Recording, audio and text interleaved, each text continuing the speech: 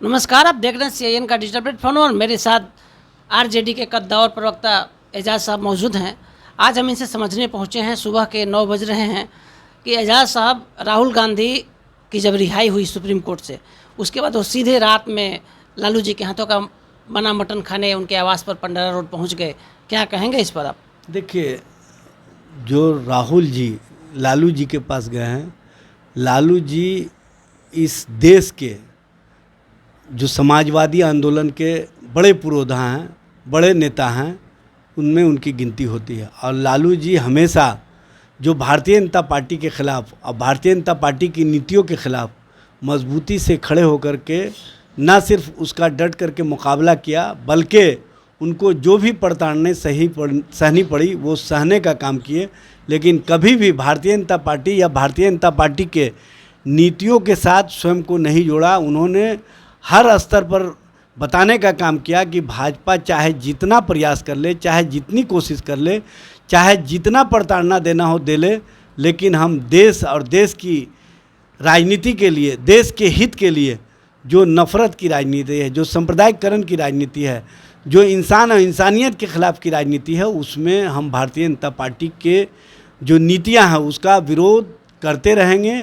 और उसी नीतियों के विरोध के कारण राहुल गांधी जी लालू जी को पसंद करते हैं और लालू जी से मिलने के लिए आए थे।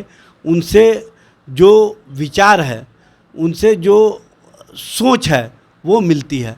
और जब सोच और विचार मिलता है तो आदमी आता है अपने साथ बात करने के लिए कि किन विचारों और किन बातों के साथ हम देश की राजनीति में आगे बढ़े। और देश की राजनीति में जो लालू जी का योगदान है उसके लिए, उनके अनुभव का फ़ायदा उठाने के लिए वो आए थे। ना कि जिस तरह से मीडिया हाइप बनाया जा रहा है कि खाने के लिए आए थे। खाने के भाई, जब वो रात्रि समय आया, खाने के समय आया, तो खाना तो होगा ही। ये तो कर्टसी कॉल है, इसको हाइप बनाने की कोई आवश्यकता नहीं थी।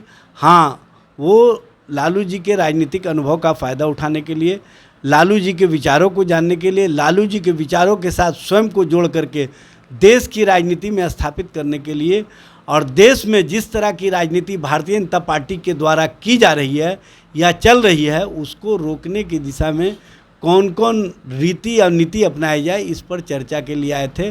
और वहाँ पर माननीय उप मुख्यमंत्री तेजस्वी प्रसाद यादव जी भी थे, वहाँ पर राष्ट्रीय प्रधान महासचिव अब्दुल बारी सिद्दीकी थे, वहाँ पर राज्यसभा सांसद डॉक्टर मीसा भारती जी थी, और कांग्रेस के सभी बड़े छोटे नेता थे। लेकिन एक बात स्पष्ट रूप से मैं बता देना चाहता हूँ कि लालू जी और सोनिया गांधी या कांग्रेस के साथ जो हम लोगों का संबंध है वो पारिवारिक और घनिष्ठता का संबंध है, वैचारिक संबंध है, और इसको कोई चाह कर के समाप्त नहीं कर सकता। विपरीत परिस्थिति में होता है, सोनिया गांधी रही हैं तो लालू यादव पीछे मजबूती के साथ खड़े रहे। देखिए, विपरीत परिस्थिति का मामला नहीं है, वैचारिक स्थिति का मामला है।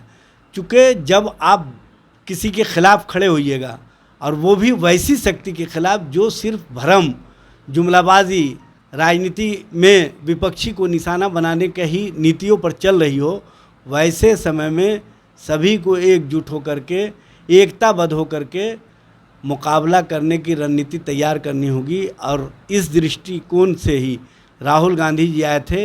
इंडिया का चूँकि जो इरा दिख रहा है देश भर में, उसमें इंडिया को और मजबूती कैसे प्रदान किया जाए और इंडिया के लोगों की चाहत को कैसे पूरा किया जाए, कैसे हम मुद्दों के आधार पर जनता से जुड़ें, इन सब सवालों को लेकर के चर्चा के लिए आए थे। लेकिन एक बात और मैं बता देना चाहता हूं कि भारतीय जनता पार्टी जिस तरह से राहुल गांधी जी की सदस्यता समाप्त करने के लिए तत्परता दिखाई थी, अभी करीब 16 घंटे से ऊपर हो गए हैं फैसले को, लेकिन अब तक उनकी सदस्यता बहाल नहीं की गई है। इस तरह के मामले एक और आए थे, लक्षद्वीप के एनसीपी के सांसद थे मोहम्मद फैज़ल, उनकी भी सदस्यता 1 महीने तक बहाल नहीं की गई थी, तो वो माननीय सर्वोच्च न्यायालय में पुनः गए थे, तो सर्वोच्च न्यायालय के निर्देश के बाद उनकी सदस्यता बहाल की गई थी। राहुल गांधी के मामले में भारतीय जनता पार्टी उसी तरह से नीतियाँ अपनाना चाह रही है। चूँकि कांग्रेस और अन्य विपक्षी दलों के द्वारा, इंडिया गठबंधन के द्वारा नो कॉन्फिडेंस मोशन प्रस्तुत किया गया है लोकसभा और राज्यसभा में, और इस पर चर्चा होगी 8 अगस्त से।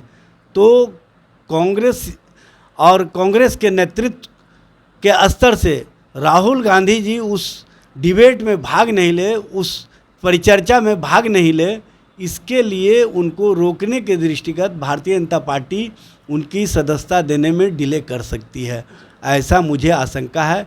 इसीलिए मैं चाहूँगा कि चूँकि आज संडे है, लेकिन सोमवार जब सदन का कार्य शुरू हो तो सबसे पहले राहुल गांधी की सदस्यता बहाल की जाए।